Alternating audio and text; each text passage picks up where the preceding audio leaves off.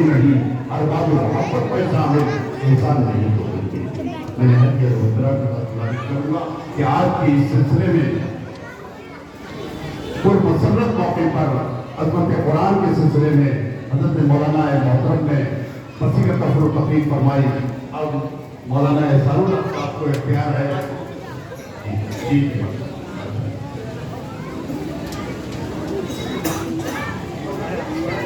السلام علیکم ورحمۃ اللہ تعالیٰ۔ وعلیکم السلام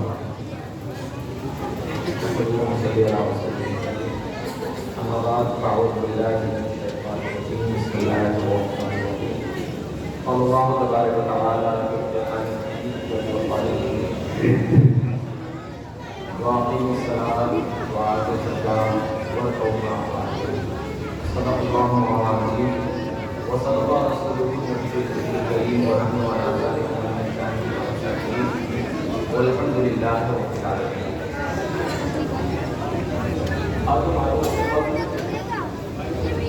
آپ کی توجہ چاہتے ہوئے آپ بارگاہ میں ایک خاموشی کیا کرے گا؟ بات میں کہنا چاہتا ہوں۔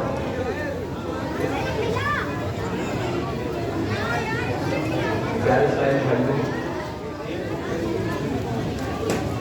سب سے اہم اور ضروری، یہ سب سے اہم اور ضروری اگر ایک مسلمان کے لیے کچھ ہے، اگر ایک مسلمان کے لیے کچھ ہے، یہ اکیلے میرا ماننا نہیں ہے، انشاءاللہ جب آپ اس پر غور کریں گے تو آپ کا بھی ماننا نہیں ہے۔ ایک مسلمان کے لیے سب سے ضروری اگر کچھ ہے تو وہ ہے اس کا ایمان۔ ایمان نہیں،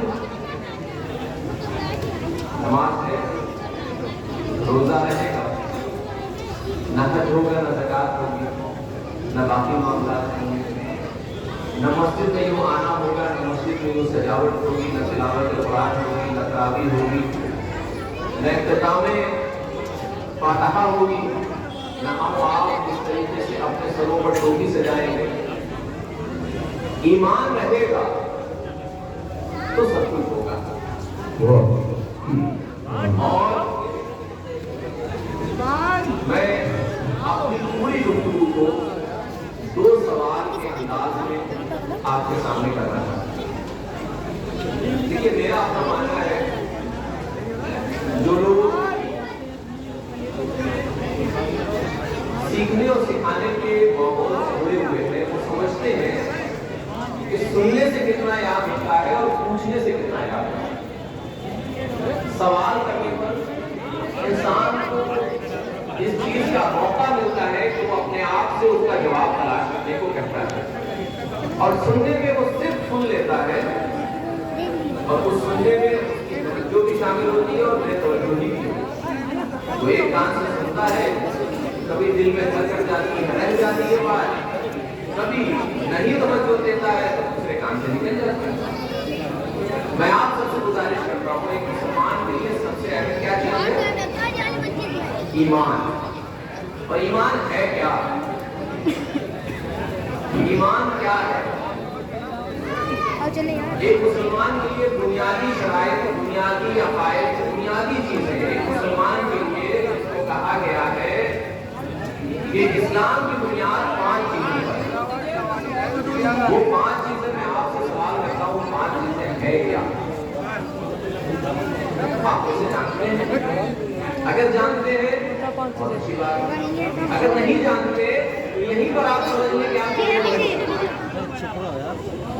کہ اسلام کی بنیاد جن 5 چیزوں پر ہے وہ 5 چیزیں کیا ہیں؟ ہمیں معلوم ہے یا نہیں؟ اگر نہیں معلوم تو سمجھنے کی ضرورت یہ ہے کہ ہم کیسے مسلمان ہیں کہ جنہیں اپنی بنیادی چیزیں نہیں معلوم، اور اگر معلوم ہے تو یہ سمجھنے کی ضرورت ہے کہ وہ 5 چیزیں جو ہیں اس پر ہم کتنا عمل کر رہے ہیں۔ عمل کریں گے تو ہی وہ 5 چیزیں ہیں، نہیں عمل کریں گے تو جیسے باقیوں کے لیے نہیں ہے ویسے آپ کے لیے نہیں ہے۔ تو اس میں سب سے پہلی چیز کیا ہے؟ 5 چیزوں میں توحید۔ دیکھیے، میں سچائی بتا رہا ہوں، یہ ٹاپک اور یہ موضوع جو میں نے چنا ہے یہ 10-15-20 منٹ کھانے کے لائق نہیں ہے، یہ سچ ہے، لیکن پھر بھی وقت کی قلت دامنگیر ہے اور آج کی اس بابرکت اور روحانی جو رات دماغ کو ایسا ہے کہ اللہ کے رسول صلی اللہ علیہ وسلم فرمانی عالی شان ہے کہ لیلۃ القدر کو آخری 7 راتوں میں تلاش کرو۔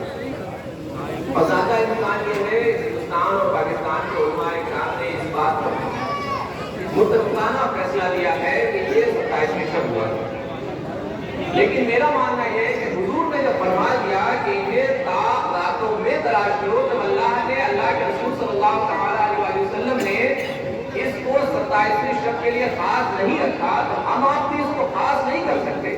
ہاں امید لگا سکتے ہیں، امکان کر سکتے ہیں، یقین لا سکتے ہیں کہ 27ویں شب ہی شب قدر ہوگی، لیکن کامل یقین نہیں رکھ سکتے۔ اگر ہم کامل یقین رکھ لیں گے تو اللہ کے رسول صلی اللہ علیہ وسلم کے حکم کے خلاف ہم آ جائیں گے۔ آپ نے فرمایا آخر کی 7 راتوں میں 5 راتوں میں تلاش کرو، ہم کہہ رہے ہیں نہیں 27ویں شب۔ تو پیارے صاحب بھائیوں، یہ 27ویں شب ہمیں آپ کو ملی، اس سے پہلے ہم 4 شبیں گزار چکے ہیں، ابھی ایک موجود ہے اور ایک آنے والی ہے۔ یہ سمجھیے کہ آج جا کریے اور آج کو پا لیا، آج ہم نے اپنی رات کو شب بیداری کر کے گزار لیا، ہم نے بہت بڑا سوال کیا۔ یوں تو آپ نہ جانے کتنی راتیں جاگتے ہیں، کبھی شادی کے موقع پر، کبھی اسپتالوں میں جا کر، کبھی بس اسٹینڈ پہ کھڑے ہو کر بس کے انتظار میں، کبھی سفر میں بیٹھے بیٹھے یوں ہی راتیں گزار دیتے ہیں۔ کیا وہ ساری راتیں حضرت سیدنا شیخ سعدی شیرازی رحمۃ اللہ تعالی علیہ اب سے 700-800 سال اس مقام پہلے فرما گئے، اما شب قدر بودی شب قدر بے قدر۔ اگر تمام راتیں شب قدر ہو جائے گی تو شب قدر بے قدر ہو جائے گی۔ اسی لیے اللہ کے رسول صلی اللہ علیہ وسلم نے اس کو آخر کے 7 راتوں میں رکھا۔ تلاش کیجیے، مزہ وہی ہے اور سچائی میں فائدہ وہی ہے کہ جب آپ کسی چیز کو تلاش کریں پھر وہ مل جائے۔ میں آپ سے سوال کرتا ہوں، آپ سے کوشش پوچھتا ہوں کہ آپ اپنے بازار میں جاتے ہیں، دکان میں جاتے ہیں، کاروبار کرتے ہیں، آپ ایک گراہک کے لیے یا چند پیسوں کے لیے یا چند مال و متاع حاصل کرنے کے لیے اپنے مقصد کو پانے کے لیے آپ کتنی جدوجہد کرتے ہیں، اور جب آپ پا جاتے ہیں اس مقام کو اس پر کرنا فخر اور اتنی خوشی محسوس کرتے ہیں، اور وہی ساری چیزیں آپ کو کوئی لا کے دے دے، کوئی گفٹ کر دے، جس طرح آپ کی اولاد آپ کی محنت کی توجہ نہیں دیتی، آپ کو قلب محسوس ہوتا ہے کہ ہم نے بڑی محنت اور مشقت کے ساتھ دن اور رات ایک کر کے اس چیز کو حاصل کیا تھا، میری اولاد کے چند لمحوں میں اس کو گزار دیا۔ یہ باتیں ہم کو آپ کو ملی ہے، اگر یوں ہی ہمیں مل جانے لگتی نا، یقین جانیے آج تعداد میں کثیر تعداد اس بڑی پیمانے پر اب آپ کے شب قدر کو گزارنے کے لیے حاضر نہیں ہوتے۔ میرا آپ سے سوال تھا توحید کیا ہے؟ توحید ہے اللہ رب العزت کو ایک ماننا اور اس کے ساتھ کسی کو شریک نہ ٹھہرانا، اور اس کے نبی آپ الزمان صلی اللہ تعالی علیہ وسلم کو اس کا بندہ اور اس کا رسول ماننا۔ یہ ہے توحید، جس کو دوسرا کلمہ ہے اشہد ان لا الہ الا اللہ واشہد ان محمدا عبدہ ورسولہ، عربی میں پڑھتے ہیں۔ اور کلمہ جو کلمے لیے جاتے ہیں اس میں ایمان مجمل، ایمان مفصل ہے، دل کی زبان سے اقرار کرنا اور دل سے تصدیق کرنا، تب جا کر کے کوئی شخص کیا ہوتا ہے، کیا ہوتا ہے؟ آپ کو نیند میں کیا جواب دیجیے نا تاکہ پتہ چلے کہ آپ سن رہے ہیں، تب جا کے کیا ہوتا ہے؟ ایمان والا ہوتا ہے۔ اب میں آپ سے سوال کرتا ہوں، اب مزیدار سوال یہ کلمہ شہادت کب دھیان سے سنیے گا، یہ کلمہ شہادت کب آپ نے اپنی زبان پر اس نیت سے لایا تھا کہ میں اپنے ایمان کو تازہ کروں؟ تو پتہ نہیں چلے گا کہ ہم اپنے اندر جب محاسبہ کریں گے، اپنے گریبان میں جھانک کے دیکھیں گے تو ہمیں یہ یاد ہی نہیں آئے گا کہ یہ کلمہ شہادت ہم نے کب پڑھا۔ حالات ہم مسلمانوں کے یہ ہیں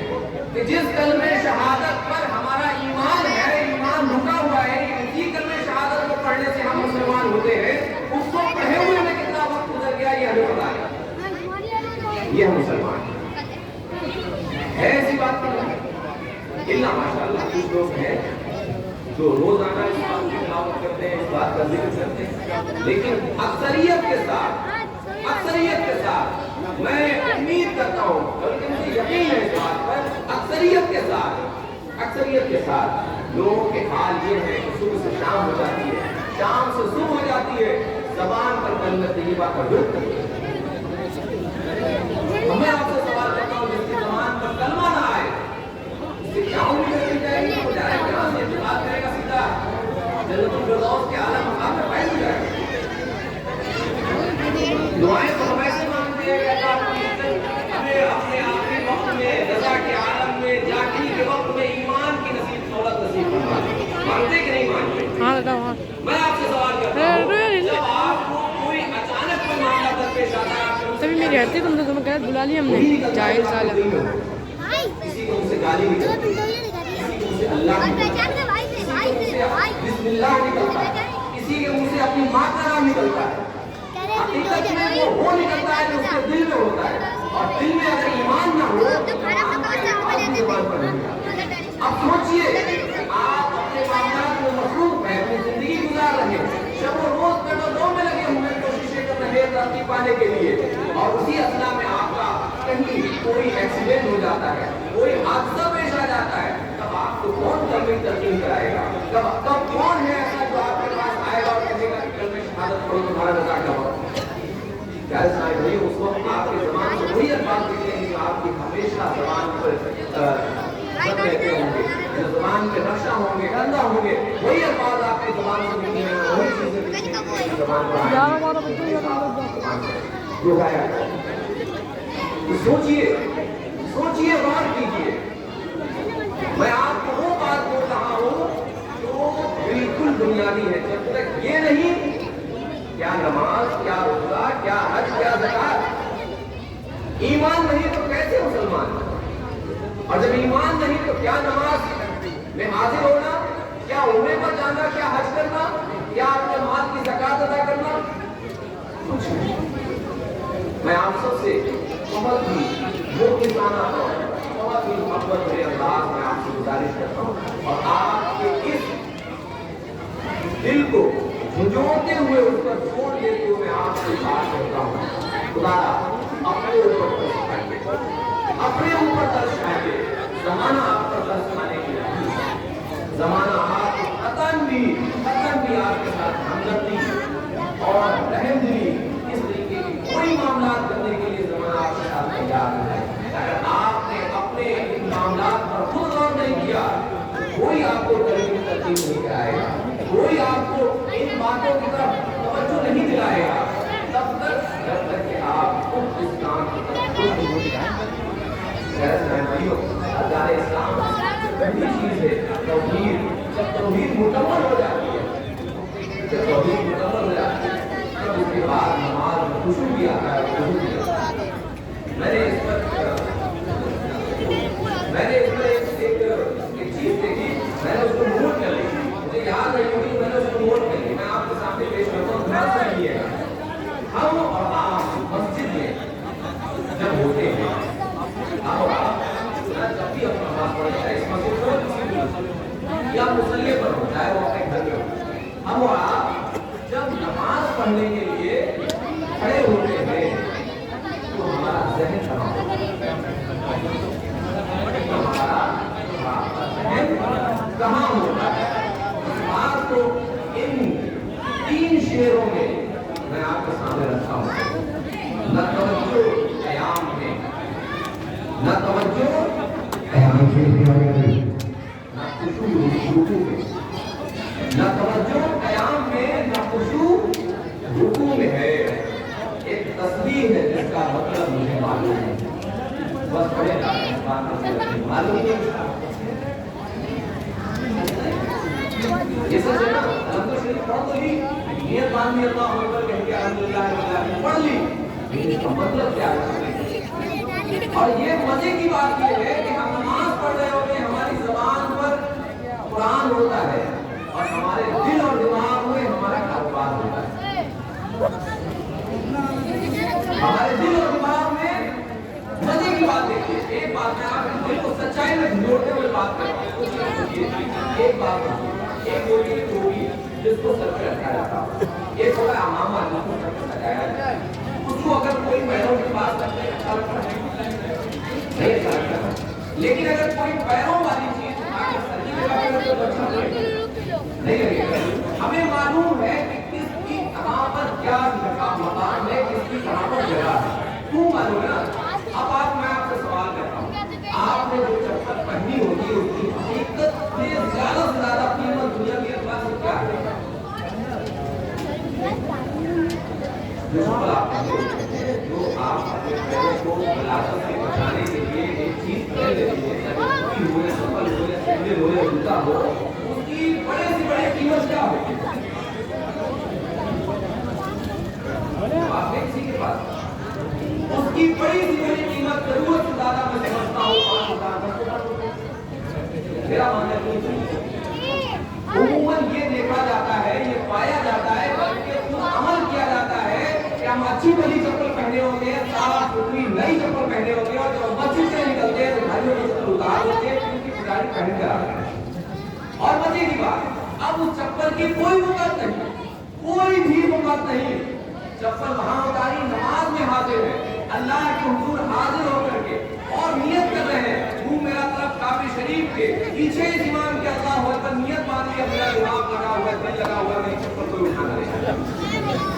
یہ سچ ہے کہ نہیں؟ میں آپ سے سوال کرتا ہوں. اب مجھے بتائیے ایسے شخص کی کون سی نماز قبول کی جائے گی جس کے نماز میں چپلوں کا کیا مطلب؟